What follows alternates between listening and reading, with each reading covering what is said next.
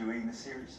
You know, when you come from a show that you've been on for almost a decade, your next choice, you have to. One follow Mad Men. Well, you've got to think, is this something I really want to do every day? Because I may be doing it for 10 years. I know what that's like, you know, so you really want to choose something that you could imagine doing. And I thought, I want to work with you, Simon, and I want to go on this wild caper. It just seemed like such a laugh and so weird and different. And it's also very intense. So I do, you know, I didn't sort of consider like, oh, I'm going to be incredibly stressed out every day and this high anxiety level and the stakes are really high. Of course, you have to play all that, you know, so it's kind of exhausting. I went anxiety, but what if, and now I'm assuming, that you and May and Loretta get along really well, like did from the beginning? We did. Because you didn't know each other, right? I knew May casually. We had done some animated things together, so met each other through that. I had never met Retta. I, in fact, called May and I said, you know, I'm thinking about doing the show. I hear you're doing it. What do you think? She's like, I think it's going to be the best thing ever. And we just, like, hit it off like a house on fire. We met, and here we are, you know, 3 seasons in, and we know each other so well. We can order lunch for each other when the other person's around. We're like, no, do not put tomatoes on Retta. Please, send it back. We can't deal with it. We just all know each other, and we know how we react to things, and we sort of take care of each other.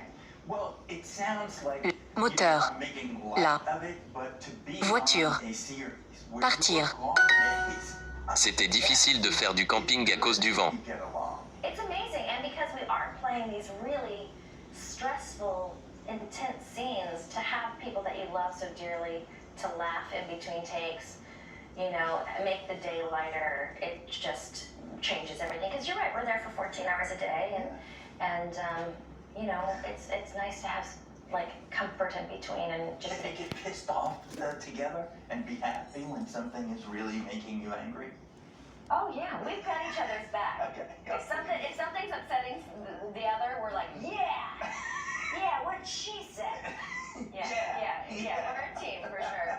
Because we're scary, you know. Yeah. And you can do that, you know. Your director in Toy Story 4, where you were doing the voice of Gabby Gabby, I read a quote from him, Josh Cooley, where he said, there's a thing about Christina where she has this very sweet. C'était difficile de faire du camping à cause du vent. Voice, and then she can turn on a dime and be menacing and cold. Where does that come? I mean, we did have fun playing with that. I mean, the sweeter, the creepier, right? I don't know. I end up playing a lot of characters that have that. C'était difficile de faire du camping à cause du vent. Come across as an innocent, but there's this underlying thing. You did that in Drive too. Yeah, and in Firefly, I think it started with Firefly is the first time I had a character like that, and maybe one led to another. Maybe when they opened a script, they thought, now who can do this? You know, Christina Hendricks. I started doing it on Firefly. Right. So maybe one led to the other because I don't think I'm duplicitous. I don't think that's my own personality. Yeah, So. Christina can do cold and creepy. Yeah, sure she can. She's our go-to for cold and creepy. Hendricks. She's got it down. Yeah. She's ready to do it. Yeah. For those people that haven't caught up yet or just beginning to catch up with Good Girls, who are you playing? Describe this. I play your typical Midwestern mother, middle class, hardworking, organized, but found herself sort of on autopilot and lost maybe sight of her dreams or what her needs were. And Her husband he's cheating on her. Found out her husband was cheating on her. Cet endroit est magnifique. That Matt Lillard is so great. And then my sister, who is a single mother, is struggling to keep her child protected. Cet endroit est magnifique. And in school, and my best friend has a daughter with an illness, and so we all find ourselves in this place where we need money to sort of take care of our families and keep roofs over their head. And we decide that the Magnifique. best logical solution is to rob a grocery store. And we're going to go in, get the money, deal with all of our problems, and go on our way. Magnifique. But of course, one thing leads to another, and we fall into a life of Un mouton est monté sur notre voiture. That's what I would say to people who haven't seen it yet is just because it's on a network. Don't assume certain things about it. It is. Un mouton est monté sur notre voiture. Fun and has great music and it's dark and it's an interesting tone that you haven't seen before. And I really think it's unique. But the store, the grocery store that the three of you rob, Fine and Frugal, which I'm obsessed with, and I want to start a chain of Fine and Frugals. I'll because I think it's finance. We'll go into great. that. The Monter. crux of that, which I think I can give Sûr. away because, well, it was 3 seasons ago. Yeah. Is that when you think you're going to rob to get some extra money to take care of the problems, there's like $500,000 there Yes. that belong to a criminal element in that world. And we think we're going to go in and get about $15,000, and we come out with $500,000. Mhm. And this becomes a much larger crime than we ever anticipated. And of course, it's tied to a whole gang and a whole crime ring that we just thought it was a grocery store. We didn't realize someone else was laundering their money there. Mhm. And they find us, and now we are sort of indebted to them and, you know, tied into this much more dangerous problem. Which never stops. Never stops. It just gets deeper What's the and money more and horrible. the guys that really have that and Rio. Yes. So what is there in this character, Beth, in you? What do you bring of yourself to playing? Well, I know you shop at Fine and Frugal. yeah, well, that's the main thing. I think there's probably, when I set my mind to something, I am incredibly focused and detail-oriented and, for lack of a better word, just a little bit anal retentive about things. And I think that that's what I probably bring to Beth. The other two characters are maybe like my sister's rebellious and funny and a little rough around the edges, and my best friend is maybe a little bit more Je.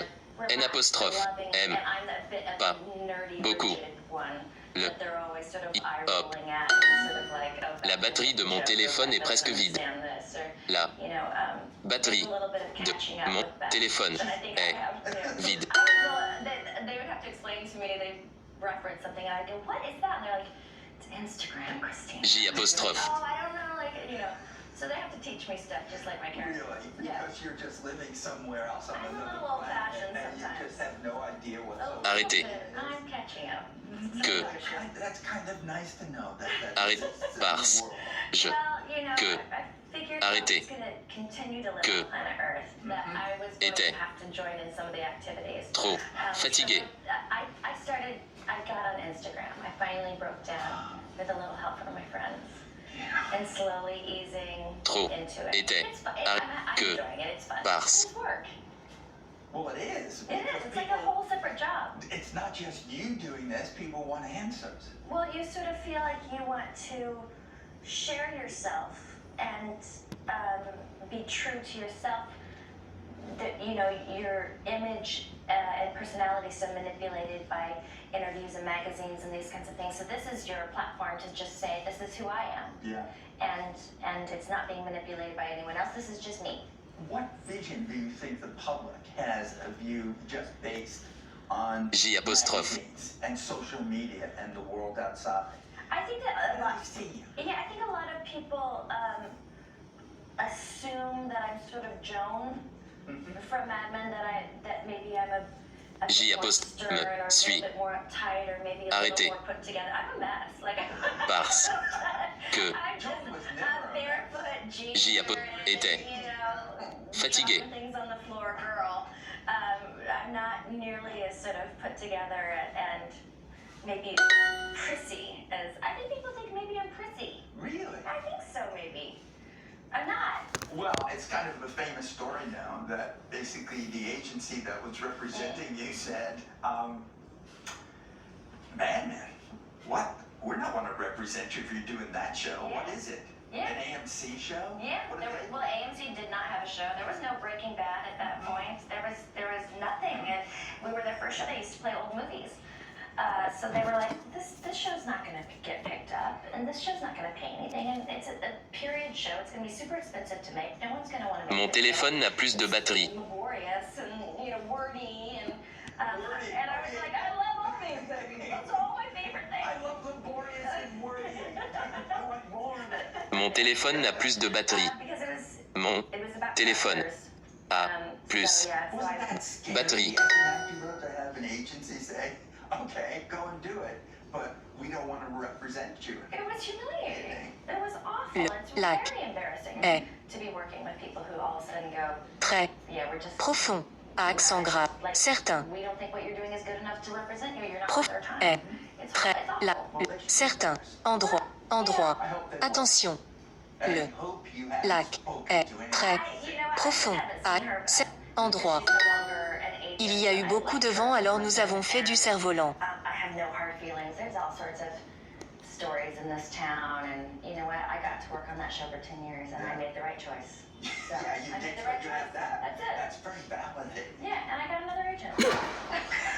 You know? Il y a eu beaucoup de vent, alors nous avons fait du cerf-volant. People out there who are wondering Yeah. what you do You when can't just go get your another agent admin. fires you. Il y a eu beaucoup de vent, alors nous avons fait du cerf-volant. Yeah, well, you got good girls to do that. But I'm looking at you and I'm Il y a eu beaucoup de vent, alors nous avons fait du cerf-volant. I don't think I ever asked what it was when you were a kid.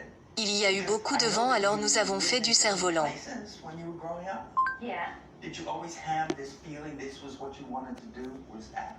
Well, I started dancing. I started dancing at a young age. I clearly like to perform. And when we moved to Twin Falls, Idaho, I was in third grade, and my mom had my brother and I audition for a local community theater children's group called Jump Company, Junior Musical Playhouse. And she just thought she was just trying to help us make friends. Mm-hmm. Because we were moving from town to town, and she didn't want us to necessarily get stuck in the clique at school. She liked the idea of it being in the community, and my mom always liked to do theater in college and high school. So we went and auditioned to be in the best Christmas pageant ever.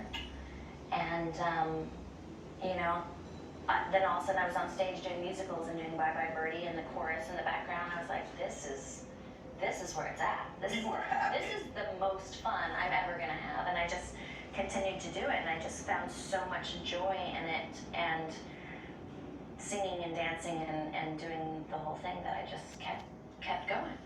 But when you moved again, Il y a eu beaucoup de vent, alors nous avons fait du cerf-volant. Virginia after Idaho. So when I went to Virginia, it was the first time that I could take acting classes in high school as an option, you know, like as an elective course.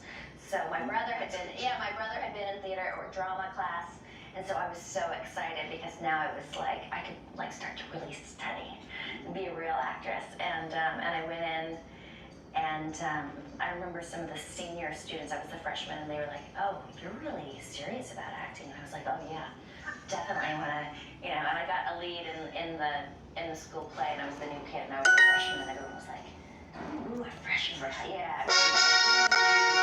I think it was Blythe Spirit. oh, Yeah, a ghost. I was a ghost. Ghost, that's Yeah. a perfect thing. Yeah. But I had read that you were bullied at the time when you were going to school in Virginia. Yeah, when I first showed up, I was this kind of quirky, weird kid from Idaho that like listened to like new wave music but wore Birkenstocks, and like I just like no one could figure out what my story was, and I didn't know. And I just there weren't sort of categories of people where I went to school in Idaho. You just were a kid. Mm-hmm. And I just happened to have like sort of, my mom would help me make clothes, and I would see something in a magazine, and we would make some weird snakeskin pants, and I didn't realize it was sort of odd until I got to Virginia, and everyone was like, "Oh, you're weird. Trust me, you're weird." And I was like, maybe I am, and I immediately went into drama class, which of course alienates you in some high schools already, sadly. Yeah, but it put you with other alienated people. Oh yeah, and they're the